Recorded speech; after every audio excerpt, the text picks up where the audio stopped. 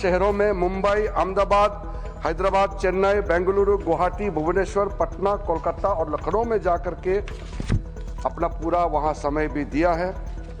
और आज मैं कमेटी के हर एक मेंबर को भी धन्यवाद देना चाहूँगा। बाकी जो इस बिल में बोलने वाले हैं उनको धन्यवाद मैं जब जवाब दूंगा आखिरी में, तो मैं जवाब देते समय धन्यवाद जरूर मैं रखूंगा। सर,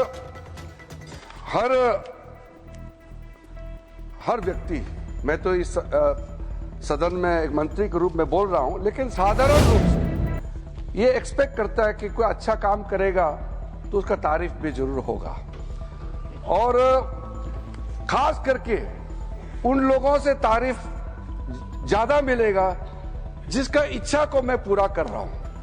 इसलिए सभापति महोदय जी, 1976 में जब वक्फ इंक्वायरी रिपोर्ट को पेश किया गया था, वो कमेटी किसने बनाया था सर? कांग्रेस सरकार ने कमेटी गठन किया, वक्फ इंक्वायरी कमीशन बिठाया। कमीशन ने जब रिपोर्ट पेश किया, बहुत लंबा रिपोर्ट है, मैं जो यहाँ रेलेवेंट है उसको कोट करता हूं। Misuse by mutawallis and the inquiry committee called out the Mutawalis misusing the authority and power and proposed for steps to be taken to improve the functioning of the Waqf। ये सबसे पहले report आया।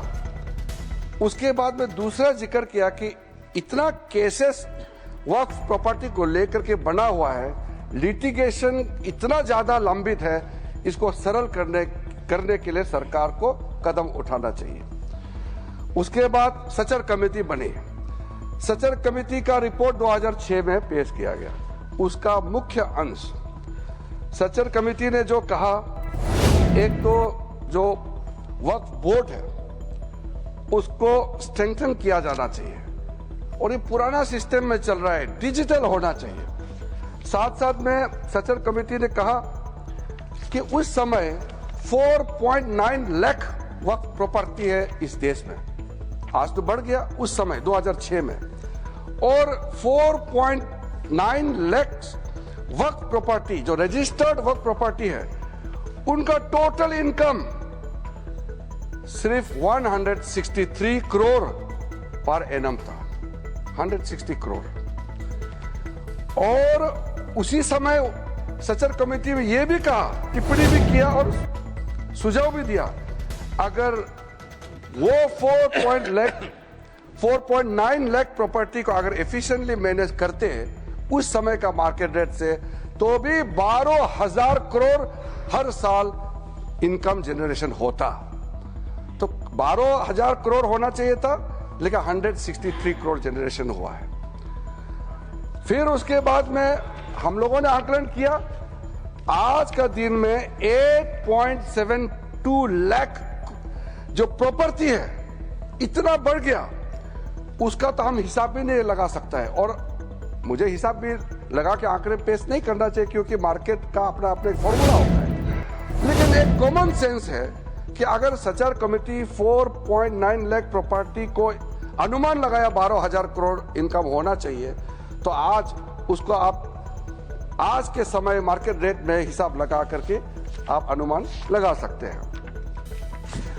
Sachar committee ने यह भी कहा, central वक्फ council में और स्टेट वक्फ बोर्ड में और ब्रॉड बेस करके इंक्लूसिव होना चाहिए। ये बंद कमरे में कुछ लोग बैठा है ऐसा लग रहा है, इसको खोलना चाहिए, ब्रॉड बेस करना चाहिए। साथ साथ में सेक्रेटरी जो सेंट्रल वक्फ काउंसिल और स्टेट बोर्ड है उसका स्तर सीनियर लेवल होना चाहिए। उस समय under secretary, deputy secretary rank का था, उसको कहा कि ज्वाइंट सेक्रेटरी, एडिशनल सेक्रेटरी का रैंक ऑफिसर को नियुक्त करना चाहिए। और साथ में सर, बच्चों और महिलाएं के लिए, महिलाएं और बच्चों के लिए स्पेसिफिक कदम उठाना चाहिए। इस सचर कमेटी ने उस समय रिकमेंडेशन किया। और उसके बाद एक ज्वाइंट पार्लियामेंट्री कमेटी का गठन हुआ, जिसका अध्यक्षता के रहमान खान ने किया। और के रहमान खान जी अल्पसंख्यक मामलों का मंत्री भी रहा है, वरिष्ठ सदस्य थे। उन्होंने फिर पूरे ऑल पार्टी का सदस्य का एक जेपीसी हेड किया, उसमें कई मुद्दे उन्होंने रखे हैं और रेकमेंड किए हैं। मैं मेन वाला को यहाँ पॉइंट आउट करना चाहता हूँ। एक तो उन्होंने पॉइंट आउट किया कि जो इंफ्रास्ट्रक्चर है वक्फ बोर्ड का वो काफ़ी नहीं है और मैन पावर और फंड बहुत ही मीगर है, कम है, छोटा है, वो काफ़ी नहीं है।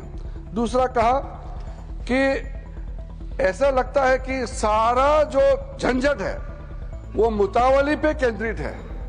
मुतावली को कैसे अपॉइंट करना चाहिए, कैसे हटाना चाहिए, सारा विषय वही केंद्रित है। इसको भी पॉइंट आउट किया है। फिर डॉक्यूमेंटेशन के बारे में और सर्वे के बारे में वक्फ प्रॉपर्टी और लीगल जो सेटअप होना चाहिए वक्फ को लेकर के, इसके बारे में भी कंप्यूटराइजेशन ऑफ वक्फ बोर्ड, सेंट्रल डेटा बैंक होना चाहिए, इसका भी उस समय का जेपीसी ने कहा।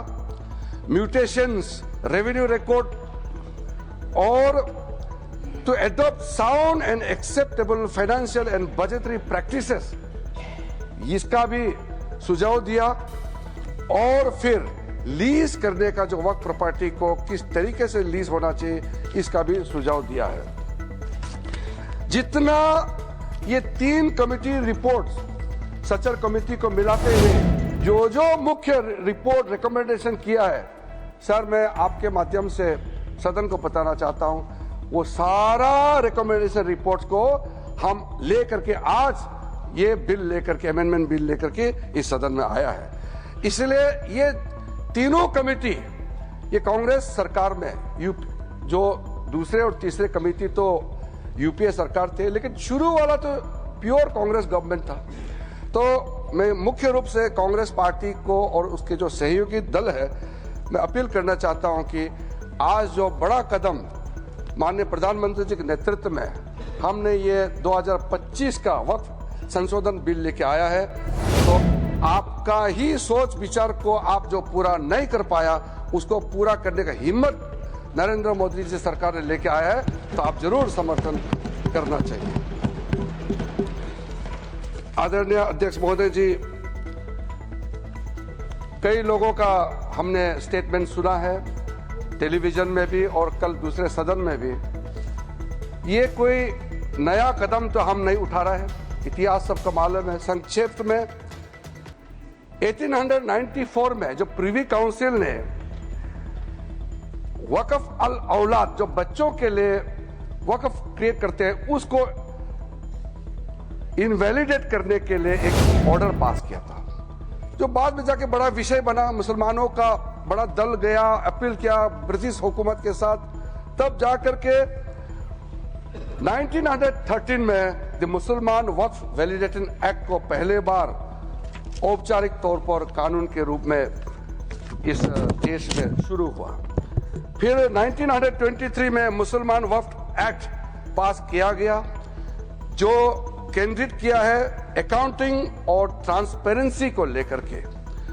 फिर मुसलमान वक्फ वैलिडेटिंग एक्ट 1930 पास हुआ, जो है reinforcing the legal validity of family awqaf. इस तरीके से शुरुआत हुआ। फिर हमारा देश आजाद हुई। उसके बाद 1954 में वक्फ एक्ट पारित हुआ, जिसमें स्टेट वक्फ बोर्ड्स का गठन का प्रावधान वहां से शुरू हुआ। फिर उसके बाद में 1959, 1964, 1969 और 1984 में वक्फ एक्ट 1954 को फिर से संशोधित करके यहां से पास हुआ और 1995 में सबसे ब्रॉड बेस बिल फाइनली जो आया, जिसको आज हम अमेंडमेंट कर रहे हैं, जिसमें ट्राइब्यूनल गठन का प्रावधान रखा गया। सेंट्रल वक्फ काउंसिल, जो आज के दिन में मैं उसका अध्यक्ष के रूप में काम कर रहा हूं, उसका गठन हुआ। फिर जो वक्फ जिसका इनकम 5 लाख से ज्यादा है, उसमें एग्जीक्यूटिव ऑफिसर अपॉइंट होना चाहिए, यह प्रावधान शुरू हुआ है। अध्यक्ष महोदय जी, ये जब चल रहा था, समस्या तो है, सबको मालूम है, और कमेटी का रिपोर्ट का भी मैंने जिक्र किया, लेकिन ऐसा क्या हुआ जो हमको ये एक मेजर अमेंडमेंट आज लेके आना पड़ा। 2013 में यूपीए सरकार था और चुनाव सर पे था, चुनाव आने वाला था। उसमें यूपीए सरकार ने कदम उठाया कि कुछ बदलाव लाना चाहिए। उस समय सर यूपीए सरकार ने जो चेंजेस लाया है उसको मैं थोड़ा सा कंपेयर करके बताना चाहता हूं। उस समय भी जेपीसी गठन हुआ, आज भी जेपीसी बनी है। फर्क क्या है सर? उस समय का सेलेक्ट कमेटी में 13 मेंबर थे और इस बार के जेपीसी में 31 मेंबर्स। उस समय का सेलेक्ट कमेटी का टोटल सीटिंग हुआ 22 बार, इस बार का जेपीसी का टोटल सीटिंग हुआ है 36। उस समय total delegation organisation stakeholder जो सेलेक्ट कमेटी के सामने में पेशकश हुआ 18 और इस बार 284। उस समय 14 राज्य और केंद्र शासित प्रदेशों से चर्चा हुई, इस बार 25 state board, state government, 5 minority commission और कई विधायक एमपी तो उसका हिसाब ही नहीं है। टोटल मेमोरेंडम रिसीव किया उस समय 32 और इस बार का तो मैंने पहले बता दिया 97,27,772 प्लस अनौपचारिक रूप से हमारा मंत्रालय में भी लाखों की संख्या में हमने रिसीव किया है। उस समय का सेलेक्ट कमेटी कहां था विजिट किया? ले, जम्मू, श्रीनगर। उस समय ये तीनों एक ही स्टेट था।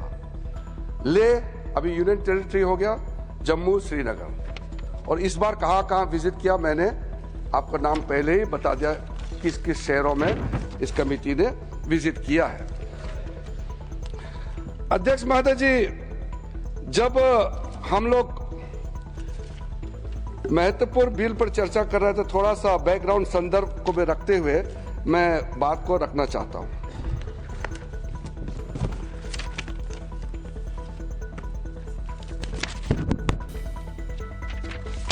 अध्यक्ष महोदय जी,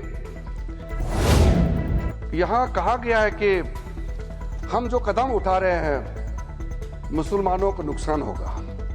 कई लोगों ने कहा ये अनकॉन्स्टिट्यूशनल है, गैर कानूनी है और मुसलमानों का हक छीना जा रहा है।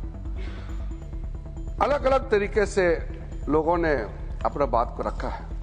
ठीक है, बात रखने का अधिकार है, लेकिन मैं बहुत ही साफ तरीके से ये सारे जो आरोप लगाए हैं उसको मैं खारिज करना चाहता हूं।